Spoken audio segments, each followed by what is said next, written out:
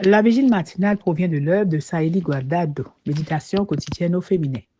La méditation de ce matin, aujourd'hui, 10 juin 2025, est tirée de Luc 1, verset 58.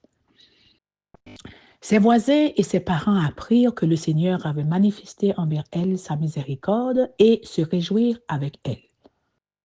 Des voisines en mission, page 169. Les clôtures, les barrières et les enclos ont été inventés pour délimiter une propriété. Qu'il soit en béton, en bois ou en métal, haut ou bas ou en voie partout dans les zones résidentielles. Dans la plupart des cas, les clôtures sont faites pour empêcher les cambrioleurs de les franchir. Cependant, dans notre communauté, ces clôtures physiques ne devraient pas représenter des clôtures émotionnelles.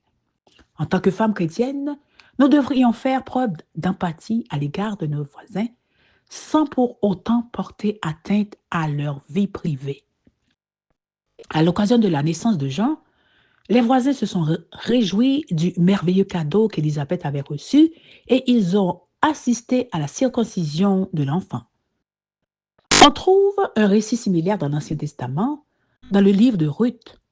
Lorsque le fils de Ruth et Boaz est né, les voisins sont venus chez elle pour se réjouir avec elle.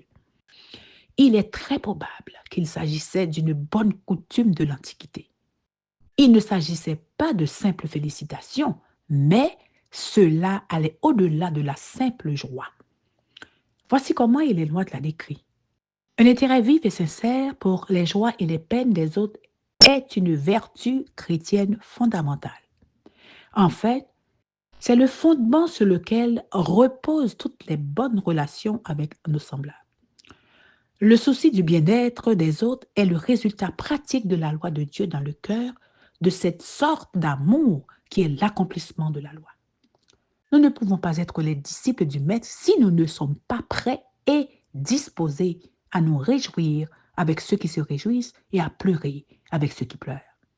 Chers amis, être entouré de voisins qui professent une foi différente de la nôtre est une excellente occasion de témoigner de l'amour de Dieu que nous suivons. Abattons les barrières de l'indifférence, des commérages et des querelles dans lesquelles les quartiers sont plongés. Échangeons les étiquettes. Relisez le paragraphe du Commentario Biblico Adventista ci-dessus et demandez au Seigneur de faire de vous une voisine aimable et sincère, disposée à être les mains et les pieds de Jésus dans ce monde, dans le besoin. Devenez une voisine d'espérance. Soyez une voisine en mission. Amen, amen, amen. Heureuse d'être une voisine d'espérance. Que Dieu vous bénisse. Bonne journée.